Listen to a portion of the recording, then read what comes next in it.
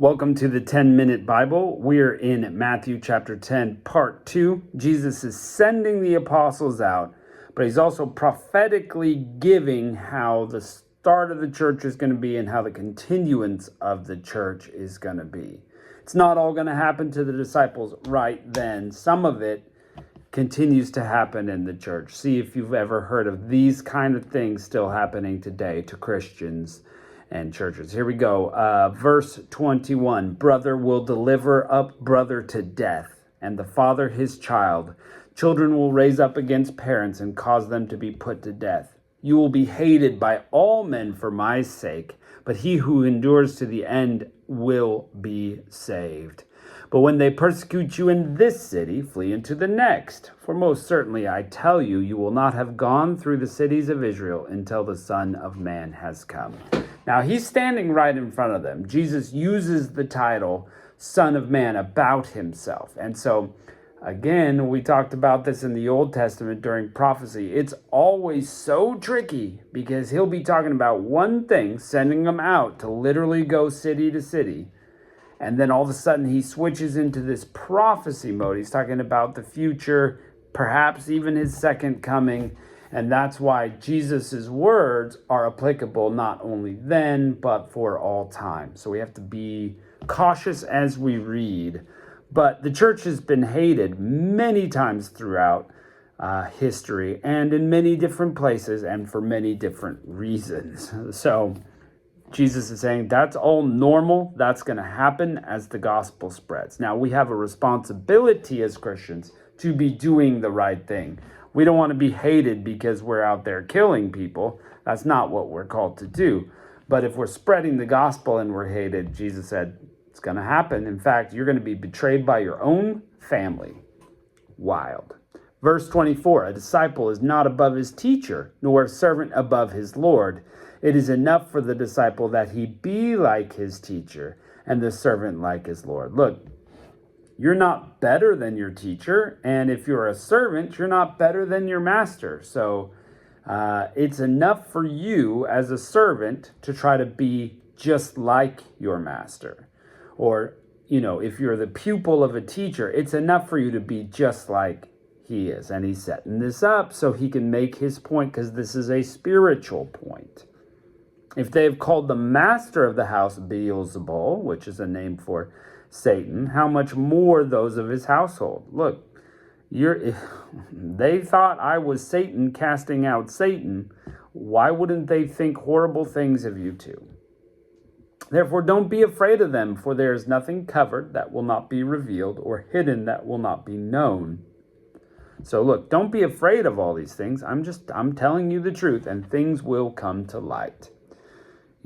People will discover eventually, maybe at the end of time, all deeds will be revealed, but the truth will be known. Verse 27, what I tell you in the darkness, speak in the light, and what you hear whispered in the ear, proclaim on the housetops. Don't be afraid of those who kill the body, but are not able to kill the soul. So look, I'm telling you this person to person, go proclaim it to everybody. I'm whispering this to you now, but stand on the housetop and shout it out to everybody. Your job as a follower of Christ, as a disciple of the teacher, as a servant of the master, is to spread this good news. Tell everybody. Be bold about it. And don't be afraid. Other humans are only able to kill your body, but they can't harm your soul. So if you're following God, you're good. I'm going to take care of you forever. And this is just a small moment of time when you have this physical body. So don't worry about that. Rather, verse 28, fear him who is able to destroy both soul and body in Gehenna, or as we translate it often, hell in the Bible. Look, fear God, respect him, follow his wishes, because he can cast you, body and soul, into hell, and that is permanent. So don't be afraid in this life. It's temporary. Ally yourself with God, follow his ways, and you'll be fine for eternity. If you reject him, this is the punishment, hell. Verse 29, aren't 2 sparrows sold for an Assyrian coin, and yet not one of them falls to the ground apart from your Father's will? So they're cheap. You can buy birds, for an inexpensive price. But God knows when each of them fall. The hairs on your head are numbered. Mine's easy to number. Okay? Therefore, don't be afraid. You are more valuable than sparrows.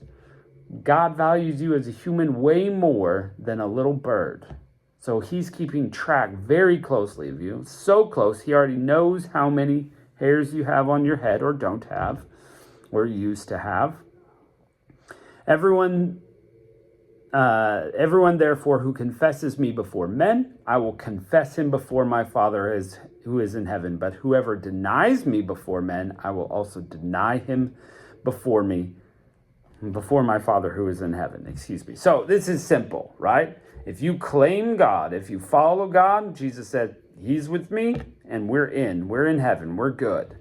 Okay, not just words of the mouth, but you seriously put your life behind it. Because you can say anything you want, but your actions speak louder than words, as it says. If you say, yep, I'm a Christian, but you do nothing that Christ did, sorry, you're not on his team. He's going to say, I never knew you. But if you reject him, he's going to reject you. Very simple there. Very simple. Verse 34, don't think that I came to send peace on earth. Now, this is interesting, right? We always think of Jesus as peace on earth, goodwill to men, right? That's from the Bible. That's about Jesus, right? But I think people put him in a box that he's Mr. Nicey nice, and that we should all live together in peace and unity. And the Bible does say, as much as it is up to you, live at peace with everyone. So you're not to be violent, angry, aggressive, combative person. However, the truth is Jesus and his ways are divisive. It's forcing people to make a choice. Are you with me or are you against me? Are you going to gather like I gather or are you going to scatter? We're going to see that Christ divides people because he forces us to choose, are we following him or not? Nobody really cares that much if you eat chocolate ice cream or not, or strawberry ice cream. If McDonald's or Burger King is your favorite, that's not that big of a deal. But Jesus is so divisive. For I came to set, this verse 35, a man at odds with his father, daughter against her mother, daughter-in-law against her mother-in-law. A man's foes will be those of his own household. He who loves his father or mother more than me is not worthy of me, and he who loves his son or daughter more than me isn't worthy of me. He who doesn't take his cross and follow after me is not worthy of me. He who seeks his life will lose it, and he who loses his life for my sake will find it. Simple. Look, Jesus has to be your priority. You can't have other priorities. You can't say, well, money and making more money is my priority, and Jesus. Well, if Jesus is telling you don't serve money, you're already at a conflict. You have to choose. That's how Jesus is divisive. In families, we can't choose the family over Christ. And so sometimes that causes families to split because it's like, well, I don't want you to follow him. I want you to be with us and do things our way. Jesus is divisive that way. Jesus said, I am the way, the truth, and the life. And so no man comes to the Father but through me. No other religion will do it. That's divisive. He's saying you have to choose me. He is the way. This is an easy choice for me, best choice I ever made. But Jesus here is saying you have to choose. And I'm divisive that way. You have to choose because it shows true priority. Verse 40, he who receives you receives me. He who receives me receives him who sent me. That's God. He who receives a prophet in the name of a prophet will receive a prophet's reward. He who receives a righteous man in the name of a righteous man will receive a righteous man's reward. Whoever gives a little one just a cup of cold water to drink in the name of a disciple, most certainly I tell you, he will in no way lose his reward. Look, the question is, overall, are you choosing Jesus? Are you receiving him or not? That's the eternal choice. Those who will go to heaven. Those who won't, sorry, you will go to hell. Please choose him. I beg you. Best choice you'll ever make. Thanks for joining us. We'll catch you next time.